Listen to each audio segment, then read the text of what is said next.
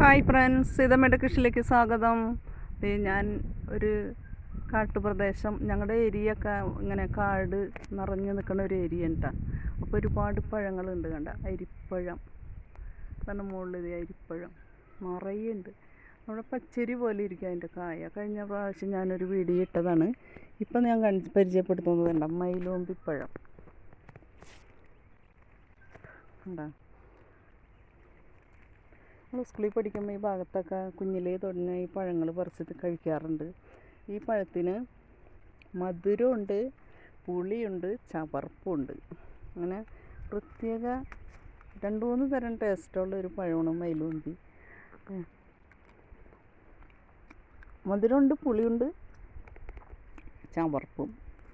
ഞങ്ങൾ പറമ്പിലൊക്കെ സ്കൂളൊക്കെ വിട്ട് ഇൻ്റർവെൽ സമയത്ത് സ്കൂളിൻ്റെ ഉച്ചഭക്ഷണം കഴിഞ്ഞിട്ട് ഞങ്ങൾ ചോറ് കഴിച്ചിട്ട് ആ പാത്രം കൊണ്ട് ഇറങ്ങും.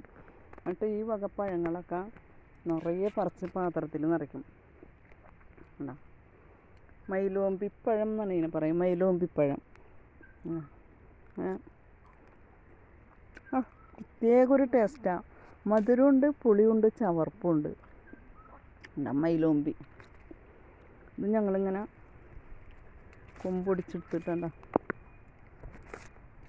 സൂപ്പർ പഴമാണ്. ഓക്കെ, ഈ വീഡിയോ ഇഷ്ടപ്പെട്ടാൽ എല്ലാവരും ലൈക്ക് ചെയ്യുക, സബ്സ്ക്രൈബ് ചെയ്യുക, സപ്പോർട്ട് ചെയ്യുക. Okay, by.